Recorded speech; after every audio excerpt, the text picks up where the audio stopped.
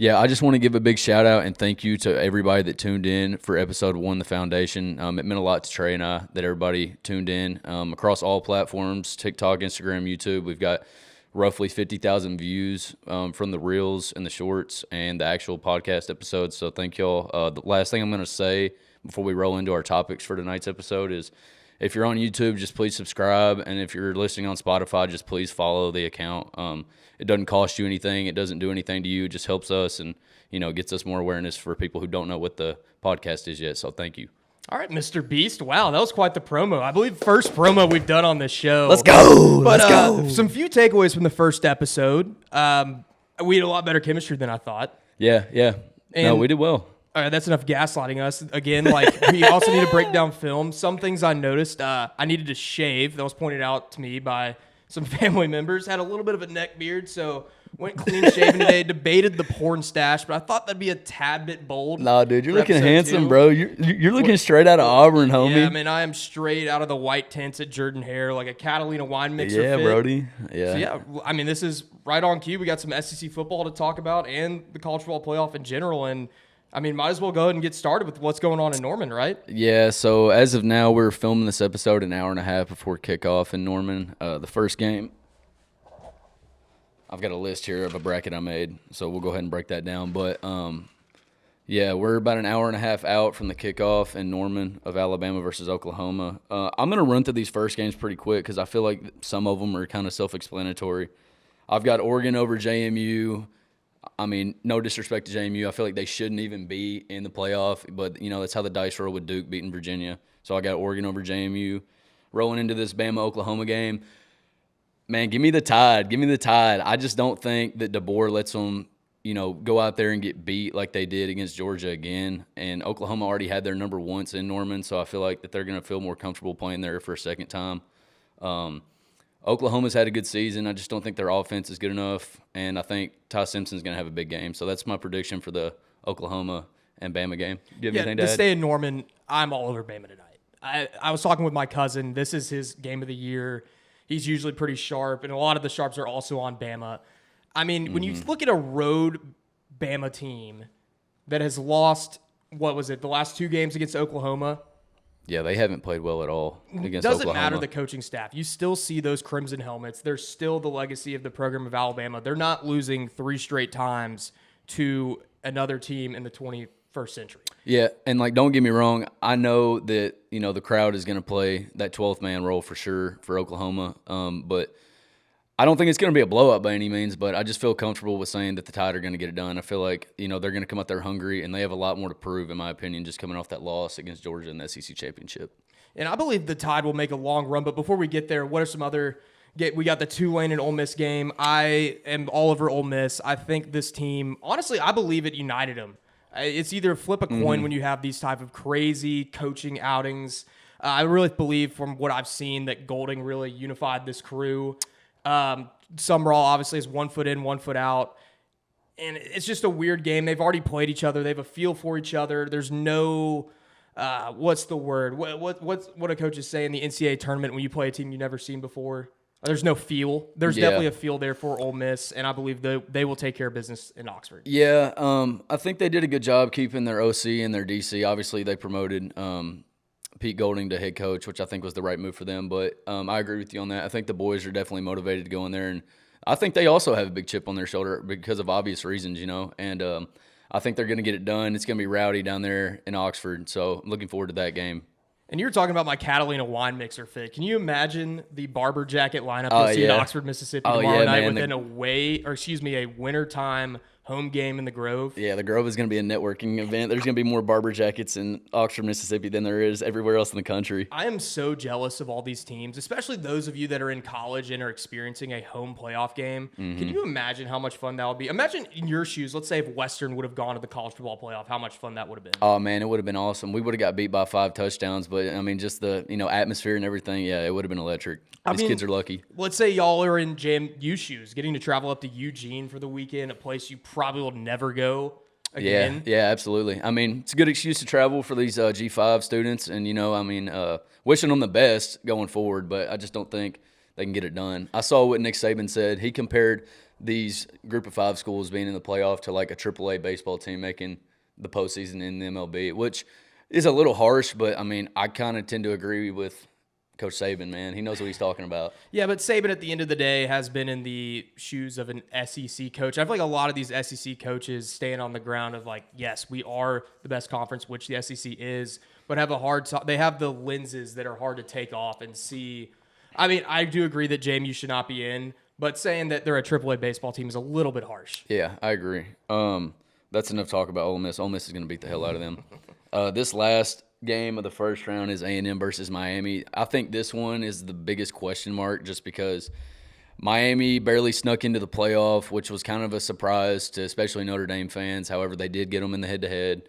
A&M, I don't really know how to gauge A&M. They didn't play well against Auburn, and like Auburn had a lot of close games with good teams this year, but y'all weren't necessarily a great team. So I don't know, man. I'm very interested in this game just because I think Miami also has something to prove just because so many people have been talking about how they didn't deserve that spot. And I know Kyle Field and A&M, the 12th man, yada, yada, yada. That crowd's going to be electric. Yeah, but however, it's not a night game. It's a day game. And I think Carson Beck and Cristobal and those guys down in Miami are ready to go. So I'm going to take the Hurricanes. Their celebrity guest pickers, Johnny Football. They're 0-1 with Johnny Football as the guest picker. Every game he's gone to this season with collegiate teams, they've lost. Like he went to Bama with Vandy and they lost. Like I don't think that matters. Like I love Johnny Football. If you're listening, if you do end up listening, you're one of my goats. But I don't give a damn. I'm picking the Hurricanes. Johnny Football had the Instagram post of the year, too, after that Vandy game. Yeah. Went to Tuscaloosa, got backdoored for a 20 ball, hopped on the jet with my boys out to Miami. It's pretty tough. Yeah. No, I mean, he's got swag. He's a cool white boy. He's got some motion. But, yes, I'm the same boat. I think A&M takes care of business. Carson Beck, dating back to his days at Georgia. Oh, you're taking A&M. Yeah. You're not taking the Oh, Hurricanes. did you say Miami? Yeah, I'm taking the Hurricanes. Hurricanes. Sorry, I ADHD'd out for a second. No, I'm A&M, man. You think Carson Beck's going to walk in to 102,000? Yeah, I do. I'm taking the Hurricanes. I'm calling an upset for that game. Well, think about even dating back to Georgia, Carson Beck on the road was very subpar. And what comes to mind originally is when he played at Auburn my senior year. It took a Brock Bowers legacy game to eclipse a terrible, terrible Auburn team at Jordan-Hare. I mean, look at what he did. He struggled against Alabama early last year, turned it around. That was a great game, but still, he threw, I believe, 2 or 3 picks. Wasn't his best showing.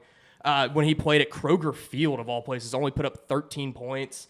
Took a Mark Stoops classic of not going for it on 4th and 5 for them to hold on there. So I do not trust Carson Beck. I know he's 23, our age, 24, 23. Right. But him in this environment, especially with a year off in the ACC, like you're not going to get tested going to Cal. I don't know. I feel like this game you could flip a coin as far as who's going to win. I mean, both of them played really close games with Notre Dame, so I feel like they're about the same skill level. Both of them have great coaches, and I don't really have anything to base my opinion off of other than intuition, and my intuition just kind of leans towards the ACC, leans towards the Miami Hurricanes. Yeah, there's a little ACC bias in this one. Yeah, you know. I feel like the ACC, tell me as a Louisville fan, I'm curious, because the SEC, there's a lot of SEC bias, right? Mm-hmm. Especially in more basketball. Football, we kind of all hate each other in a way, but still you cheer for the SEC, one, to get now it's a money game. 2, it makes you look better. I'll cheer for the South Carolinas, the Mississippi States, the World in bowl games.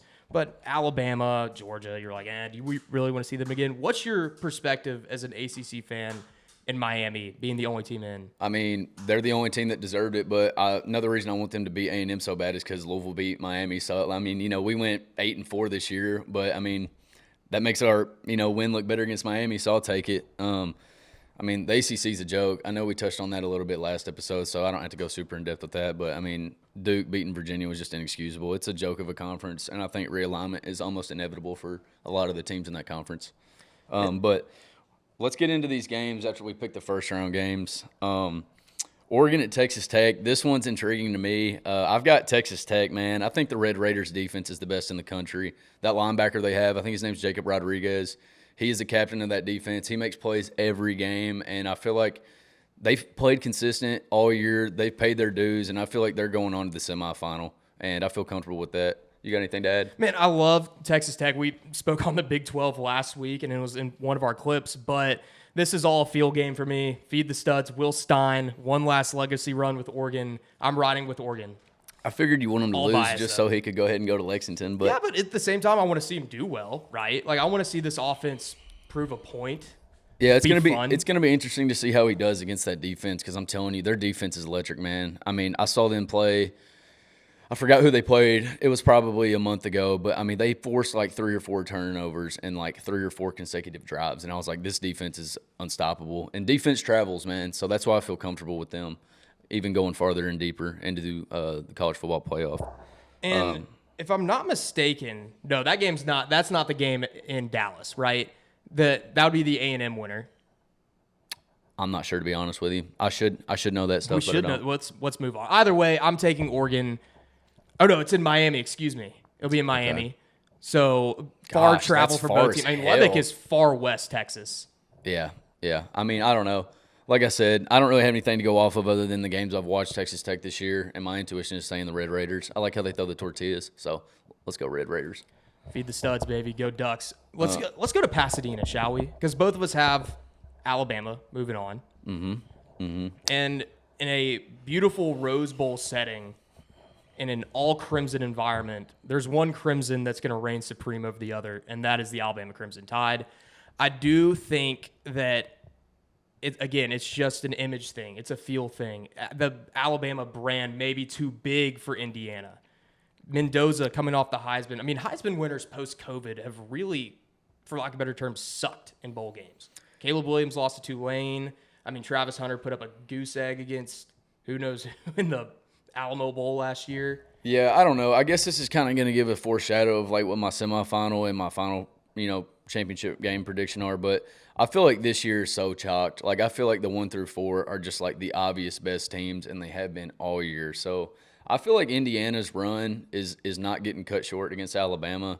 I mean, I don't think they'll go out there and play terrible, Alabama, but I think Cignetti's walking. He's talking the talk, and they're walking the walk, man. Like I said last episode, I really like those guys, and they played exceptionally well against Ohio State when everybody in the country was betting on the Buckeyes. So I think Indiana's going to move on and play Texas Tech in the semifinal. However, I think this will motivate those guys down in Tuscaloosa to go out and go even harder next year. And the last thing on that, the one thing I've noticed about Alabama, growing up as an Auburn fan and just seeing this program. Yes, there was years of Nick Saban, but it still stays the same. They don't make the same mistake twice, right? Like they laid an egg in Pasadena 2 years ago against a Big Ten team. They have a second chance now in the college football playoffs. Had a year out. I think Alabama takes care of business. Okay. So what, you've got Oregon and Alabama, and I've got Texas Tech and Indiana. So we're going quite opposite. We need to keep track of that. And that game will be in Atlanta, I might add. But let's go down to the bottom of the bracket where we were. It'll be Ohio State. It'd be Ohio State. You've got Ohio State and A&M. I've got Ohio State and Miami. I don't think it matters. I think OSU wins regardless of who they play. Man, those guys are probably pissed off that they only scored 10 against Indiana. I think they're going to put a lot of points up. A lot of people I've seen have been talking about the idea of, okay, this is the Cotton Bowl. It's in Dallas. A&M is probably 2 hours away, max. Still, there's a big A&M presence in Dallas, I'm sure. It's in state. But a bigger presence in the state of Texas. The Longhorns, and even a better team than what A&M is this year, didn't phase Ohio State last year. I think Ohio State takes care of business after a bad Big Ten championship offensive performance. It'll be close. I think it could be one of those games where A&M comes out like 14-3, and then Ryan Day goes in the locker room. I've been critical of him, but he makes some adjustments, and then they win in like a 3-point, 31-28 type of game. Yeah, I mean, I'm not going to predict a score by any means, but might I add that at that Heisman race, I don't know if you saw the media day when they were talking to all 4 of the Heisman candidates, but nobody was talking to Julian Sand. I think he's got something to prove, and that probably motivated him a lot to go out here and perform in the playoffs. So I think that's just more fuel to the fire for those guys in Columbus. I really like the Buckeyes. Man, I thought you'd have a sour taste about California QBs after your Miller Moss season this past year. I mean, he could have done better, but I mean, it's Miller Moss, you know what I mean? No disrespect to him whatsoever, but it is what it is. You know what I mean? Our season's over with. That's in the past. We're talking about the playoffs now. And then we got Georgia and Ole Miss. That one's a wash. No offense to all you Rebel fans out there, but the Bulldogs are hot, and they're going to beat the hell out of y'all. Talk about a scene on Bourbon Street between those two fan bases. Oh, the games in NOLA. Oh my gosh, the wine dude. and cheesy Ole Miss fans who, quote unquote, never lost a party. That used to be Ole Miss's thing before they got good. And then you have the barking hooligans from Georgia coming down on the same street in a city known for, getting a little liquored up before going to the game. Oh yeah, man, that's a little gonna be dangerous down there. Georgia lost last year in the Sugar Bowl. I think Kirby will have that implemented into the brains of everyone. That was Gunnar Stockton's first real welcoming to the world. And it's like, I've been watching a lot of Shark Tank. That's like what Gunnar Stockton did last year was go up there and put, as Mr. Wonderful says, poo-poo on a stick in front of the whole world. This year he's going to come back with a better product and Georgia will move on. Yeah, he's got a lot of experience under his belt after last year. And like I said, I think those boys are rolling. So I like Georgia to get it done. Man, there's something like, I don't want to say team of destiny, but Georgia, they're like the old school Alabama teams. They just find ways to win, whether it be ugly, whether they come back, whether they just dominate you from start to finish. They win in every single style. And that's where I trust Kirby more than any other coach. Obviously, he's the most success out of any other coach. And also, I think Gunnar Stockton's grown a lot. They're clearly well coached, well disciplined, sneaky athletic. Yeah, for sure. So, all right, we both took Georgia. We both took Ohio State. So you've got Oregon and Bama on that side of the bracket. Yes. Okay, and I've got Texas Tech, Indiana. Back to my point about Indiana, I just said in that game that they play Bama. I don't think their season's over yet. I think their season is coming to an end against Texas Tech. They play good defenses. They play great teams all year. It's such a feel-good Cinderella story. Mendoza won the Heisman. Cignetti's old, and he finally got his chance at Indiana, and look at what he's done. But ultimately, I think Texas Tech gets it done, man. Like I said, I'm just banking on their defense being so good. And like I said, defense travels regardless of where it is in the country. So I feel comfortable with them, and I'm going to take Texas Tech over Indiana. But if that's the matchup, I would agree with you. Mm-hmm. I mean, that $40 million roster is going to have to pay off at some point, no? Yeah. That's a bold statement coming from a UK basketball fan. We'll get on that later, man. It's Christmas time. We make some bad purchases. Yeah. It's like all these people saying, like, make podcast equipment more expensive. Mm-hmm. that was so funny to Bro, see. the TikTok. Hold on. Yeah. All right. I want to take a quick break from talking about the podcast.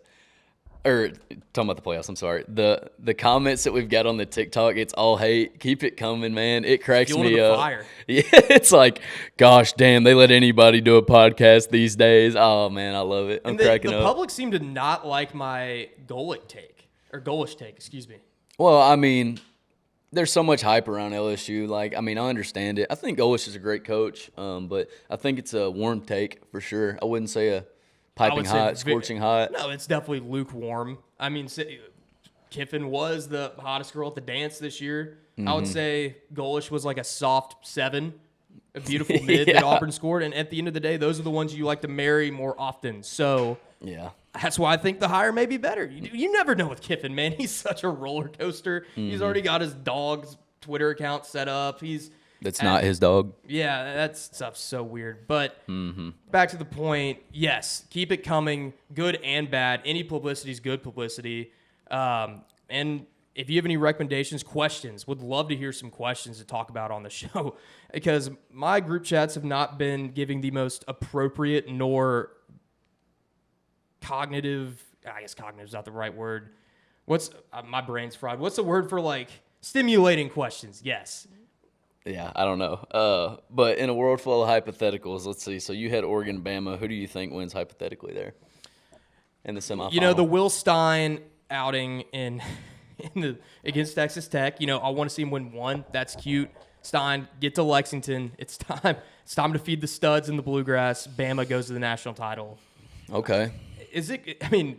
Alabama, they haven't been in the national title game in 4 or 5 years. 2021, and that's kind of wild to think about just what they've become. I mean, they were great before Saban, but now they're just on a whole nother planet, and they're due to be back. Yeah.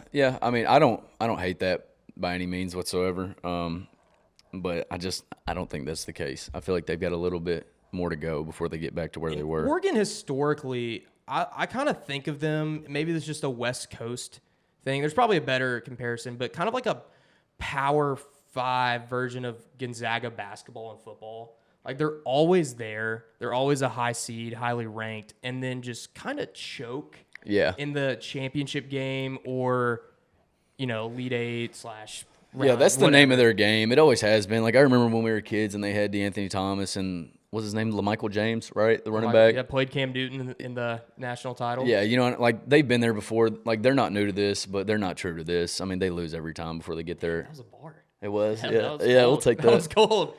All right, man. All right, so Bama's going to Miami for the national title. My crazy world. Yeah, I've got Texas Tech on that side of the bracket, but we've got the same Ohio State, Georgia. But I feel like this is where our roads are gonna Cross paths? Yeah, no, go separate ways. Okay. Who do you have? I got the Dogs, man. Yeah. I'm telling you, riding the Kirby train until it falls off. Yeah, it's hard to bet against him, man. I mean, I think he's the best coach in college football by a landslide. But I think Ryan Day is a very close second. He's proved that last year. And I think, like I said, those boys are very motivated after dropping that game in the Big Ten Championship. Give me the Buckeyes. It's is it weird to say Georgia kind of has been under the radar? Yeah, they have. They have, but I feel like they've turned it on at the right time because I feel like kind of in the middle of the season when Alabama beat them, there was a big question mark about them. But ever since that game, I mean, it's been smooth sailing for those guys. They've gotten better every single game of the year, and I think they'll continue to get better. But I think push comes to shove, Ohio State's getting it done. And I had it down where that game was. Oh, that's Fiesta Bowl. And historically, SEC teams do great in Glendale. Like, immediately what comes to mind, like we talked about, Cam Newton and beating Oregon. And then moving forward, Bama won the national title there in 2015. LSU won the Fiesta Bowl in 2019. I'm a big feel guy when it comes to March Madness and in playoff settings like we have. Yeah, I mean, if history repeats itself, it's definitely on Georgia's side. But I don't know, man. I just feel like this Ohio State team is so damn good. That offense is so good. And Georgia's defense is great. But, I mean, when you've got Brandon Ennis, Carnell Tate, and Jeremiah Smith, and then you've got Bo Jackson running the ball, like, I think that offense is virtually unstoppable. Cignetti just coached a hell of a game, and those boys laid it all on the line for him. So with that being said, I'm going Ohio State, Texas Tech, Natty. And you're going SEC Championship Big rematch? 12, Big 10 Natty. Yeah, I think this is a statement for the SEC, having the two big dogs back in there. And this is also, look, let's be honest, I've been terrible this year at predicting in every facet of the sport. You have, man. Been awful. My Auburn. You're on a generational run of whiffs. It is, man. I'm making Book It with Trent look like a sharp. It is actually embarrassing. I have every group chat. I have like my little brother's friends texting me asking for plays. It's because they're gonna head you. Yeah. So part of me is yes, this is a Auburn move. I put out a tweet today saying I'd be shocked if it wasn't Alabama and Georgia, and I agree. Yeah, I still stand by it. I'd be shocked if that wasn't the national championship.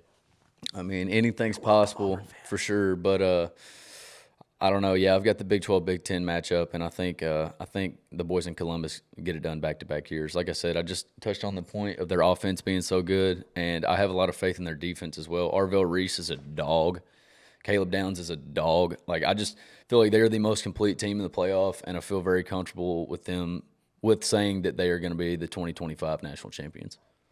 And in my I guess it'd be 2026. It would be 2026. I hate that, by the way. Yeah, I think it needs to stay 2025. I know college football has the worst scheduling out of any sport, right? Like Lane should have finished the year and then have the portal, have the coaching search. I hate how that happens. The great Rick Pitino, who we'll talk about later, tweeted out that'd be like me leaving St. John's when we have a 1 seed during March. It's unfair to the players. It's unfair to, honestly, I hate giving them the benefit of the doubt because you can't cry from the yacht, but it is unfair to the coaches. Yeah. Because everyone wants to advance in their career. Can you blame Lane? He just got offered a better job. Yeah, I mean, I would do anything for $90 million. So, I mean, exactly. I can't blame the guy for sure. But, yeah, I've got the Buckeyes. You taking Georgia? I am taking Georgia, yes. Okay. Well, back to the point, it should be the 2025 national champion. Yeah, absolutely. I'm going to post some graphics this week on the socials and of our picks and how the playoff bracket's going to unfold. We're an hour out from this game now. I'm excited to watch this game. Also, like a graphic to give the people at home an idea of my 2025 stat line as a fan. I don't even want to know what my plus minus was, but I bet your net loss on FanDuel is like negative $2,000. Oh, well, that we can just keep that in the safe. I was talking about like attending games between Auburn and Kentucky. I was a smooth like 1-6, and a lot of those games were just halftime leaving blowouts. I was also at the Auburn Georgia game where Kirby called the pump fake timeout. Oh yeah, yeah, that was rough. Y'all should have beat them. The refs bailed them out. Hugh Freeze sounded like he was about to cry at the halftime. I was about to cry, man. Bro, that was sad. Here's the daily routine of my Auburn game day experience. Going to the games like the Bama Georgia game, and part of the reason why I didn't want to go to the Iron Bowl. Wake up, link up with my buddies. You know, you get the feel, right? Mm-hmm. You get it. It's like today's the day. Today is the day. Today's the day. Kickoff happens. Auburn goes up. 10-0, 14-0.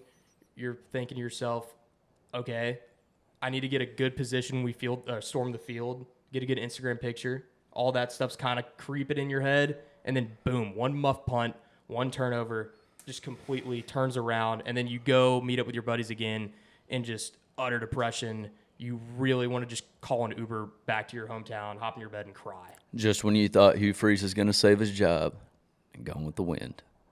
All right. So we gave our bracket predictions and all that stuff. I'm looking forward to the rest of these college football playoff games. I think it's going to be an exciting playoff this year. But I want to roll into the Sherrone Moore debacle. Oh, boy. And about that. Wow, that's a curveball. Oh, well. Yeah, man, this is, as a Louisville fan, you probably have a lot of experience with odd. Yeah, I was driving. Inappropriate coach / front office outings. So yeah, I was driving home from work the other day, and I was like, this might just take the cake over the Ricky P. Louisville stripper scandal. I was speechless. I honestly thought it was fake news when I saw it. Just after seeing the police report and his mugshot with his hands cuffed, the Big Ten is a very scandalous conference anyways. Like, you got Sandusky at Penn State, and then you got this stuff with Sherrone Moore. It's unbelievable, man. And going forward, I mean, I really don't know who they hire because, I mean, they obviously already whiffed on all the good coaches and candidates who were out there. A couple names I've heard Kenny Dillingham out of Arizona State, but I think you're going to have a hard time getting him to leave his alma mater. I think he loves it out there. And then, I've heard Tomlin. I'm like, dude, y'all are just pulling names out of that woodworks. You know what I mean? So I feel like they're going to have a rocky road probably this next year. I feel like a lot of guys are going to decommit and also hit the portal. So I don't even know what to think about that situation up there in Ann Arbor. Yeah, but they were dealt a tough hand, right? They had to do it. It wasn't one of those like, okay, we think we can go out and hire someone better. It was save the face of our university. We have to do this type of firing. It was sort of, as in the same thing with y'all and Patino at the time. Yeah, you kind of have to do it. You left us no choice. But I think the Dillingham thing already would have happened if it was going to happen. I don't see that happening now. It's going to be a name that no one thinks about. And I know Michigan is a smart university. They're a blue blood program. They have something up their sleeve. I got something up my sleeve. Hot take, Connor Stallions. As head coach? I wonder where that goober's up to Bring nowadays. him back. He's coaching a high school team in Detroit, I believe, and I think they lost every game of the season. Somebody fact check me on that, but I'm pretty positive. I feel like he would have a just insane high school team.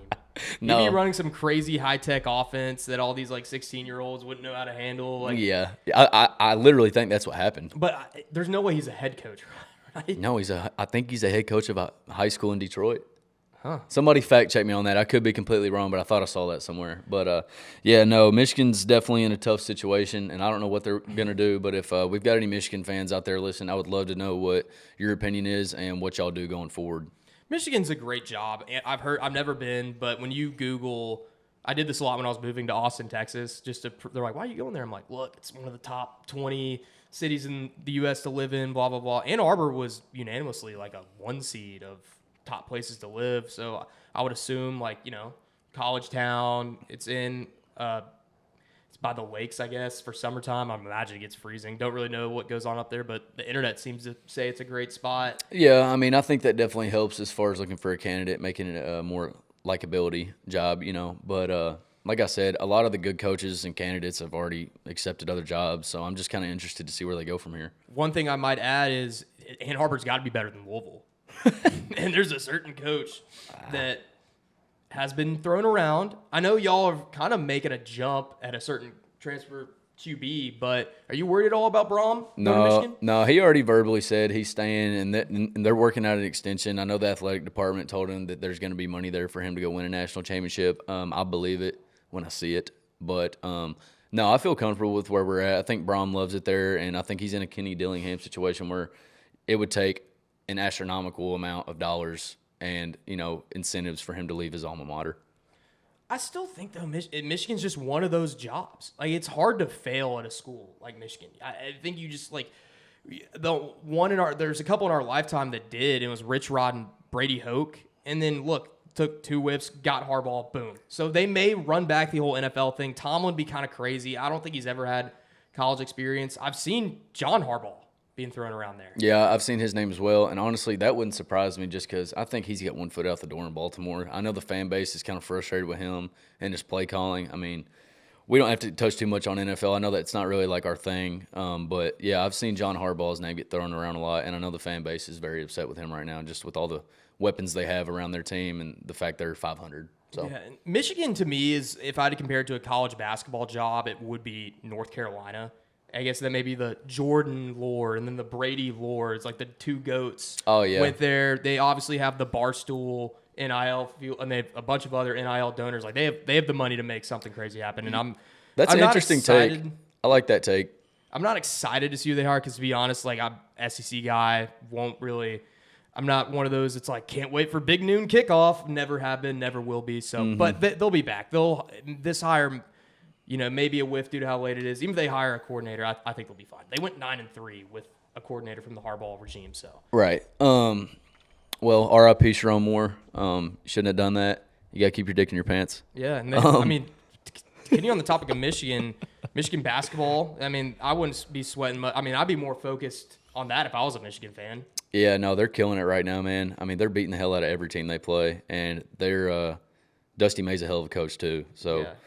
They'll definitely make a deep run in March. He's done it before with a smaller school in FAU, and Lindenborg might win Player of the Year if Boozer doesn't get it. So, and we'll touch on basketball in a second, but is there any other bowl games that have caught your eye? And speaking of Michigan, the Citrus Bowl against Texas, that's 2 very high-profile programs in a consolation game at this point. But, I mean, I will definitely have eyes on that one. On which game? I'm sorry, I completely checked out. Texas-Michigan game. Oh, yeah. No, that'll be an interesting game. I saw today where Arch Manning's taking a pay cut in his NIL budget so they can go get guys. So I'm not saying that they're going to win an Natty next year. He still has a lot to prove himself, but I think they'll put the pieces around him, to be competitive more than they already did this year. My whole thing with people and I can't put myself in their shoes. Obviously, the rich get richer. You want the money. And if it's available, go get it. But people like Arch Manning, Bronny James, all these kids of former athletes having crazy NIL evaluations. Like, why?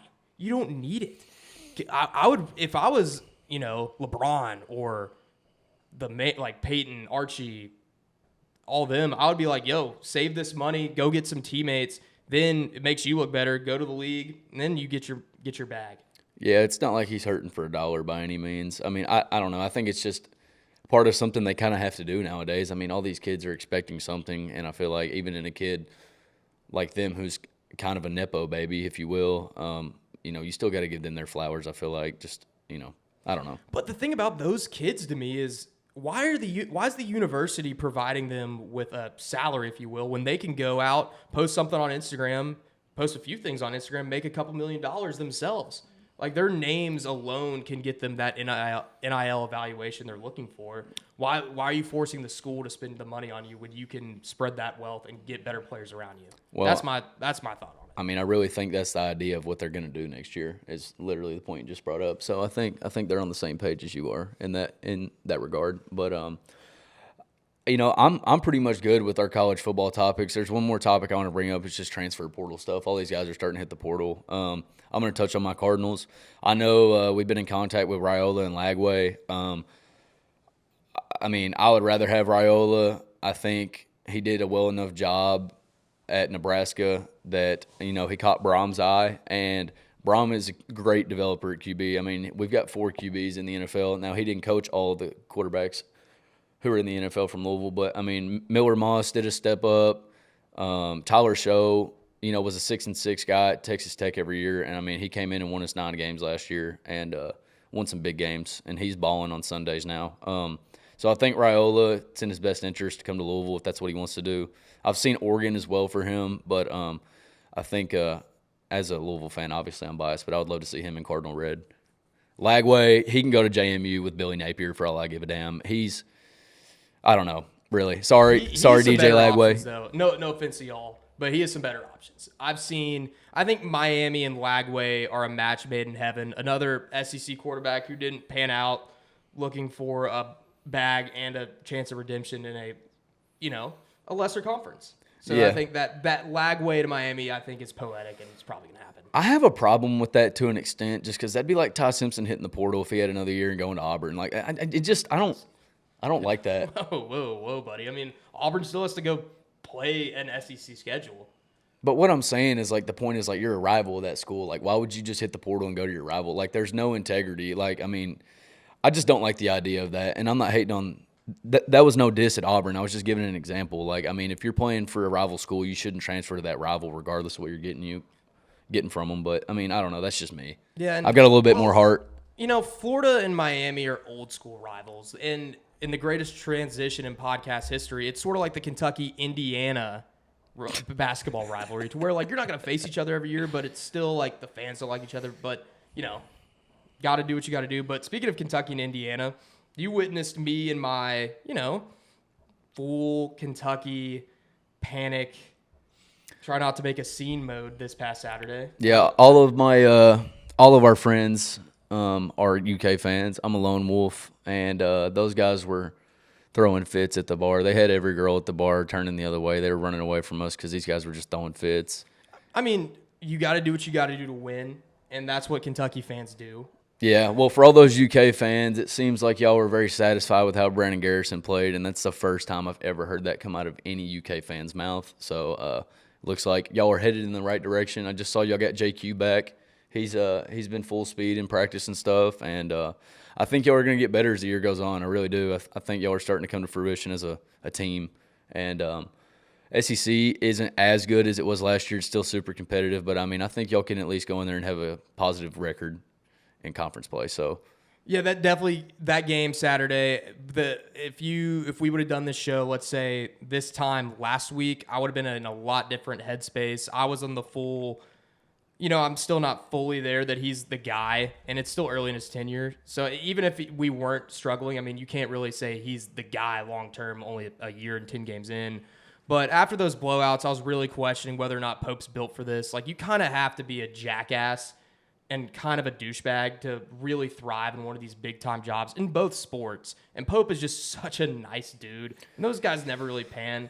But back to the point, yes, Diabate gave us an energy boost that we were missing, especially against Gonzaga and Carolina.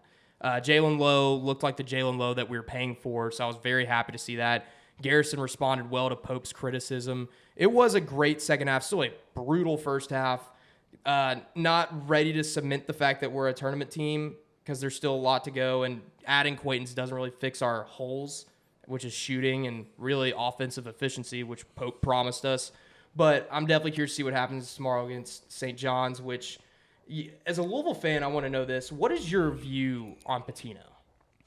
I mean, it's kind of a love-hate. I mean, he did a lot of good for our program. I mean, other than Crum, he is the greatest coach in our program history, and he's one of the greatest coaches in college basketball history. But, the love that he's showing UK nowadays, I kind of understand, honestly, just because he got shunned out of Louisville, and he ended on bad terms with the athletic department. But, I mean, I love Ricky P. I mean, he did a lot of good for me. He's the reason I am a Louisville fan, and as far as the game tomorrow, Father Time's undefeated, so I think Pope's going to shit down his leg when he sees Ricky P on the other sideline. And I'm still kind of – I've got a question mark around them as a team just because they're not – I was really high on them at the beginning of the year, and they've lost some kind of questionable games. But I think they're going to figure it out, and I think they're going to beat y'all tomorrow.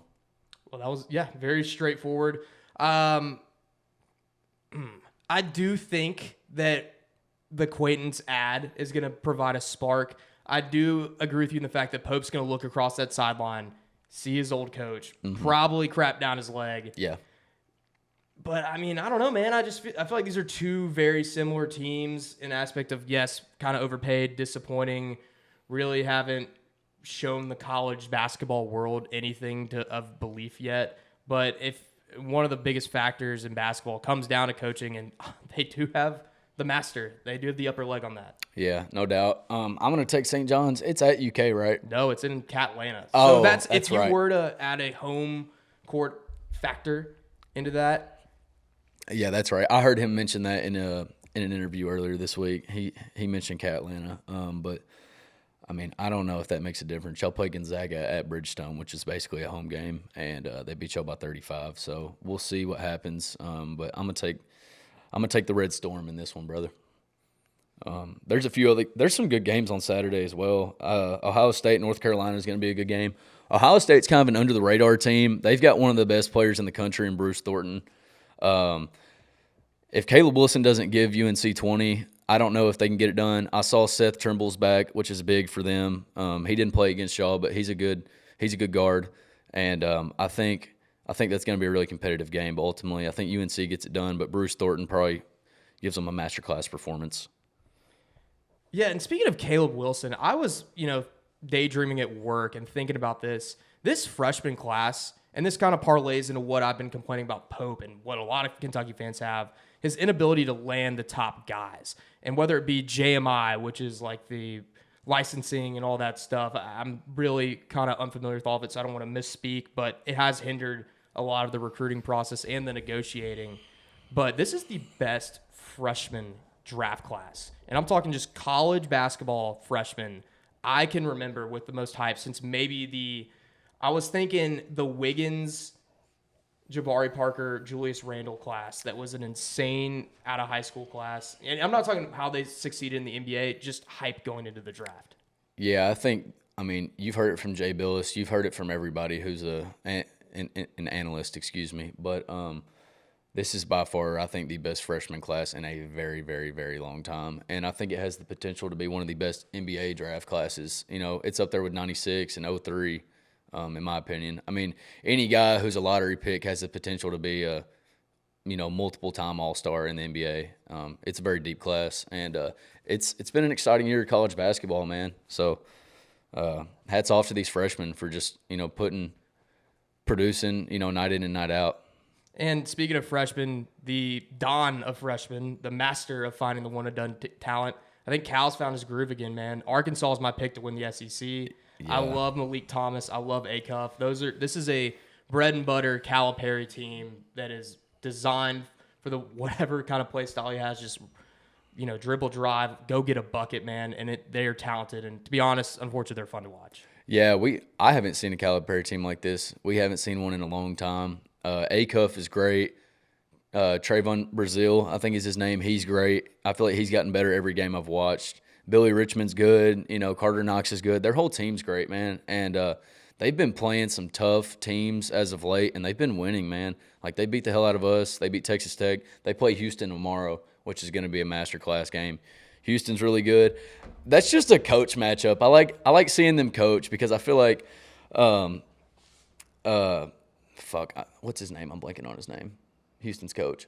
Kelvin Sampson. Yeah, Kelvin Sampson, I love him. I think he's a great coach. And then, you got Calipari who just, lets the freshmen do whatever they want. So it's just two completely different styles of basketball, and I think it's going to be a really competitive game. I'm looking forward to that one. Yeah, I don't know. I think Arkansas, come March, they're one of the just scary guard teams that Cal's had in the past. I hope they do have a Calipari March collapse because I can't – that would just be so gut-wrenching for me to see him make it to the Final Four, and we would just look like complete jackasses at Kentucky. But yeah. Speaking of more one-and-done talent, especially in guards, I mean, what Louisville, man? Without Mikel Brown, it seems like he's y'all's quarterback, y'all's engine. What happened against Tennessee this past week? Man, we've had two legitimate road games against Arkansas and Tennessee, and our other road games have been neutral sites. So we played Cincinnati at some arena that wasn't their home arena. We played Indiana in Indianapolis. I feel like they just are so uncomfortable still with playing legitimate road games. I feel like we can't travel well. Kelsey's got to get that figured out, and he's got to get guys going other than Mikel Brown and Ryan Conwell. We've got to incorporate Like if we've missed, I know we play 5 out and we run and gun, live or die by the 3. But if we've missed three or 4 possessions in a row, go get a bucket inside the arc just to get the momentum going. You know what I mean? And I feel like we've struggled with that. And also, Michael Brown got called out like 20 minutes before tip-off. So I just think that it kind of, caught everybody by surprise. Kelsey's got a few things to figure out if we want to make a legitimate run deep in March. But I do still feel confident about our guard play. I know guard play wins in March, so I'm not completely bought out. I just think he's got to figure out how to get these guys motivated on the road and not poop down their leg. But going into ACC play, it's better than it was last year. It's still not great. I mean, other than Duke and UNC, Virginia's good this year. Miami's pretty good this year. I feel comfortable with our conference schedule, and I think ultimately we'll probably end up being a 4 or 5 seed in the tournament this year. Yeah, and the ACC, you're talking about playing on the road there. There's a lot of historical environments in the ACC. Think of Cameron, the Carrier Dome, the Dean Dome. I don't know if you've seen this at all, but Adam Silver's mentioned possibly having whatever the heck the NBA Cup has become. I know, man. In the historical college basketball arenas. I think that's pretty cool. Give me your top 3 places you'd like to see the Cup game at. Well, objectively and biasly, I would like to see it at Rupp. I would probably try and go if that's the case. I'd probably be able to get in with 24,000. It would be also cool to see them play at a place like Cameron, with it being, 9,000 people there to watch an NBA game. You imagine LeBron James playing in basically just like a bougie high school gym, like what Cameron is. That'd be insane. That's really cool. And then I know both Kentucky and Duke have a lot of former NBA guys. And then lastly, it doesn't get much more college basketball than Allen Fieldhouse. That is a bucket lister. I get chills seeing videos from there.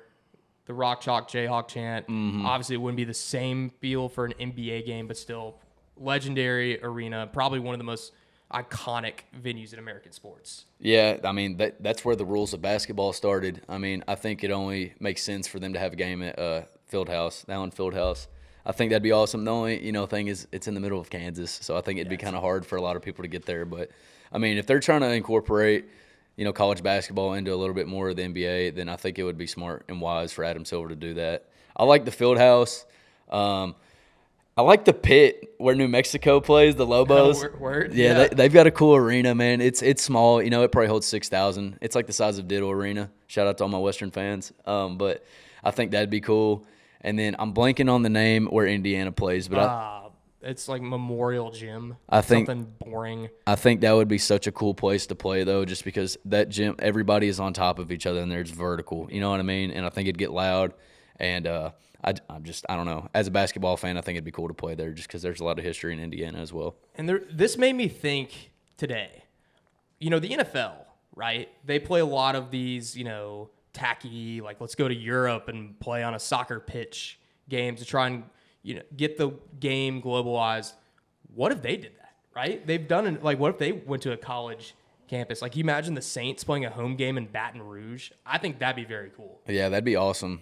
That'd be really cool. And I mean, you've already got a lot of universities that are in, the same cities as NFL teams. So, like, if the Titans played at Vandy Stadium, that'd be so funny. I was thinking more the Titans in Knoxville. Like, that'd be a chance because Knoxville and Nashville are kind of far away. Be a chance for the people on the eastern side of the state to go see their NFL team. Yeah, absolutely. In a historic college football stadium. Also holds like 40,000 more people than Nissan Stadium. That'd be insane. The only issue with that is like, yes, there's more. I feel like Duke and Kentucky have like, okay, they're going to go see their NBA guys. People are basketball junkies. If they were to go to if they'd fill it up.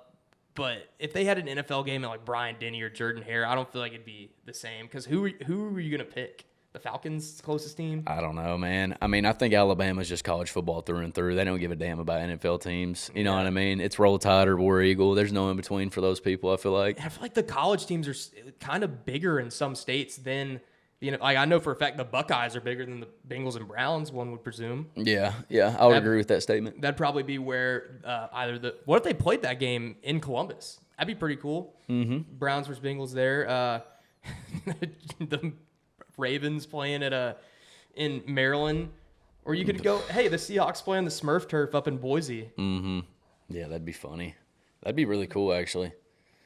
But I don't really have much more I want to talk about. There's one last thing I want to touch on, and that is so the Week 6 AP poll of college basketball rankings. Since 2004, a top 12 team in the Week 6 rankings has won every year. I just want to know your thoughts as far who's your favorite to win the Natty at this point in the season. I will ride with Arizona. I think they're due. I watched them play against Auburn. I had money on Auburn, shocker, but they looked very good. I also like Michigan, but if you were to put a gun in my head, I would say Arizona. They're due. Mm-hmm. I like that. Honestly, I haven't watched too much of Arizona. I know they're first in the country, and they've won a lot of competitive games this year. Based off teams I've seen, yeah, we'll do that. Based off teams I've seen, though, I really like the Huskies, man. I think they've got championship experience with Alex Caravan. Braden Mullins is finally coming to fruition for them. He played great against Kansas at Fieldhouse as a true freshman, and there's something to be said about that. So I'm going to ride with the Huskies as of now, but, we're still 10 games in. Everything's subject to change. Yeah, last thing on college basketball, and if UConn were to, that is terrifying to me. You know why? If UConn wins the national title, Blue blood. No, they already are blue blood. I think that puts them in tier 1 status. Yeah, they're in S tier. Like people try to deem blue bloods as like a longevity thing, which yes, that is the number one factor. But if you win 7 titles in that span, like the NFL, right? They say the Patriots are the greatest team of all time. They won their championships in that span. Right. Really, to be honest, the Celtics won all their championships in basketball in the little span. Same with the Lakers. I think that would really just put UConn as the face of college basketball, which absolutely terrifies me. Well, back to your point about longevity, they've done it with 3 different coaches, and there's something to be said about that. I mean, they are blue blood through and through, and I think they're a great team. Solo Ball's great. Braden Mullins great. Caravan's great.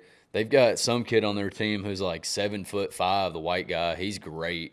They're just a well-rounded team, and they've got a well-rounded coach. And he may piss a lot of people off, but he knows what he's doing. He knows what he's talking about. The thing I respect about Caravan, and college basketball has kind of been missing on these guys for a little bit during the one-and-done era, and it's come back during the COVID NIL. It's just the token white guy that's a glue guy that's been there for a decade. It feels like it's been the Luke Mays of the world. The Luke Mays, Duke had a ton. There's a lot like Drew Timme at Gonzaga. Right. There's a lot of those guys, and people need villains in college basketball. And Hurley has taken that role from Coach K in a much needed position because college basketball is not the same without hateable guys. He loves that too. You can tell he feeds right into that stuff. I mean, he's a very passionate guy, and he's real fiery in his post-game interviews and stuff like that. And I like Hurley. You call him a villain, I like the guy. It just shows he's passionate and he cares. Yeah, there's been no Hurley encounters with the refs yet, but it's only Christmas time, and I think we should transition to talking about Christmas. It's the holiday season. What a year it's been. Mm-hmm. I mean, for me personally, and in the sports world, maybe not the sports world actually, it's been kind of a disaster. But for you. Well, I mean, very grateful we started this. Very happy. When you think of the holidays, a lot of times you think about stuff that you buy in purchases and all that stuff. And in the world of college sports, people have been purchasing a lot of things, players, coaches, other things involved with college sports, like facilities. Mm-hmm. What would you say has been the best and worst purchase by a team in 2025 in either sport? I mean, the worst purchase is probably y'all's roster, if I'm being honest. The UK basketball roster is probably the worst purchase. The best purchase, I don't really know. I'm drawing a blank. If you've got something you want to get off your chest. I feel like purchase actually is not the right word. That sounds kind of investment. Let's go with investment. I think that's a better. But yes, the worst investment has been Kentucky's quote-unquote $22 million roster. Some other ones that came to mind, James Franklin's buyout. I think Penn State downgraded. Yeah, they did tremendously. And Virginia Tech got a steal, in my opinion. And then another one that goes under the radar, and per a source who will not be named, Jackson Arnold's $3.5 million NIL evaluation from Auburn. Yeah, he couldn't pass the ball well. He might as well have been a running back there, man. He underperformed for the dollar sign next to his name, no doubt about that. And you obviously have to throw in Nico. I guess UCLA didn't pay him the full $4 million he was asking for, but boy, he was rough. He had that little Linsanity run for a couple games. But. Yeah, UCLA in general had a Linsanity run. They were fun to watch, and then they got out there and got 70-pieced by Indiana. Yeah, and then there's other, just the big three of disappointments: Lagway's NIL, Klubnik's NIL, Aller's NIL. They're all top 20 NIL valuations and underperformed this year. I know injuries played a factor for a couple of them, but still rough year all around for some pretty hefty investments by some teams. Man, I feel like that's just going to be more prominent as time goes on with this NIL era. I mean, kids are going to get more soft and get a paycheck and then get complacent with where they're at and not want to, not have that hunger and drive. And then we look at some of the best investments. What do you think the best investment a team made this year? I mean, in my opinion, Indiana extending Signetti, I think that's a great investment for them. And I feel like, they're not done. I don't think they're anywhere close to done with this run they're on. I think as long as he's there, they're going to consistently be in the playoff. And, everybody last year kind of thought it was a fluke. They wouldn't do it again. They are legitimate. They're a great program and a great conference. And, I think he got like a 6-year extension, and then he said he's going to be done. They're going to go to a championship game at least once. I feel like Signetti, and I don't want to harp on it too much because we really talked about it in the beginning, but I feel like he's one of those guys that will coach till he's like 82. Yeah, he'll do it till he dies. He's Boeheim, Joe Pa kind of guy that's like you got to pull him out of the office, if you know what I mean. But yes, I agree with you. Michigan, I think Yaxel Lindenberg's estimated $2.3 million was hands down the best player investment anyone's made in either sport. Yeah, they hit a home run with him. He's a damn dog, and those boys are rolling right now up there in Ann Arbor. Worth every penny. You got the Bonsa's $8 million of crumble cookies. Yay. That game they played Clemson. $8 million, excuse me. That game they played Clemson last week was insane. I don't know if any of the people listening or watching viewed that game, but that was insane. They were down like 22 points at half, and they came back and won on a buzzer beater. DeBansta is going to be the number one pick, and if he's not, it's going to be Boozer. But like after watching that game, DeBansta is that guy. And speaking of more college basketball players, Denzel Aberdeen's $2 million NIL evaluation. Yeah, Aberdong. Yeah, he doesn't do anything. Aberdong. Wow. All right, is that a Louisville thing? Is that what Louisville fans have been? I don't know. He just plays like shit. I got to make fun of him he for still something. put 28 on y'all's head in due time. He's still a national champion. But last one, I think even though it was $54 million or whatever it was, Brian Kelly's buyout to get Lane Kiffin, great play by LSU. We were talking about Michigan. What if he went to Michigan? That'd be hilarious. I mean, at this point, why not? I mean, he's a northern guy. He won at Notre Dame for over a decade, it felt like. Won at Cincinnati. But, yeah, it was time for it. Wrong fit, wrong time. Not the best place for him at LSU. And I think it was proof in the pudding when we saw his bloodline doing the old free BK shirt at senior day. Man, that was just a bad hire from the get-go. He wasn't willing to kiss the baby, and I think both parties are better off where they're at now. Lane Kiffin's going to do great down there in LSU. Yeah, and speaking of that whole LSU dynamic, I want to talk about, in the sports world, like, who'd be the funniest combo of people to invite to a Christmas dinner? Because I don't know about you, but I like to get controversial sometimes. I think it's fun to watch from the sideline. Like, people in odd situations. Like, I love watching debates. That's partly why I wanted to do this. Just, I grew up on the prime First Take and all that. Yeah, of course. Who do you think, and Lane Kiffin comes to mind with, Whit Weeks is probably going to be at the Kiffin family dinner, no? Yeah. I don't know about like a family dinner, but any situation with Ed Orgeron, I would love to be a fly on the wall. You know what I mean? Yeah. I can't even understand what he's saying. He's a Cajun guy through and through. And Coach O, man, he's funny. He's funny as hell. So I wrote down some of these tables that, the thing on the internet where it's talking about like which table would you want to sit at. Mm-hmm. These are some Christmas tables I thought that would provide some controversy that would be, fun to be a fly on the wall, if you will. First one, Bruce Pearl, Ryan Clark, Stephen A., and Clay Travis. I don't know about that. Anything with Stephen A., that's silly. I feel like that one would get political. But, yes, there would be some controversy there. Calipari, Rick Pitino, Seth Greenberg, and Jeff Goodman. I'd sit over there with them. I've got a lot of questions for both of those coaches. And Greenberg, y'all hate Greenberg as UK fans, I feel like. But, he's an analyst. I'd I feel like I could have some good conversations with those guys. Well, they all hate each other, right? Like Goodman hates Cal hates Rick hates Cal, Yeah. Greenberg hates Patino, loves Cal, Goodman and Greenberg hate each other. So that'd be just a lot of bickering. This one is the one I would really want to get popcorn for, and probably the most controversial one. But Caitlin Clark, Angel Reese, Jamel Hill, and Michael Porter Jr. Keep me the hell away from that table, bro. I'm not going anywhere near that. All right, to quickly move on, we're gonna go to the Swaggy QB table, the Johnny Football, Pavia, Cam Newton, Shadur table. That'd be fun. That'd be a fun one. Then we're gonna go to the sleazy SEC coach table. Hugh Freeze, Bobby Petrino, Urban Meyer, Jimbo. I'm going with the QB table, bro. They got the most swag, and I don't know. I just liked all those guys growing up. And Pavia, I like Pavia a lot too. And then we're gonna go to this table is I call it the Lane Kiffin Circus table. We're gonna go Lane, Feinbaum, Marty Smith, Brandon Walker. Brandon Walker, man. I like him. He brings a lot of energy. I like all his reels and skits he does on Barstool. That'd be a fun table. And then the SEC, not the SEC, this table actually I love. It's just Coach O and Will Muschamp.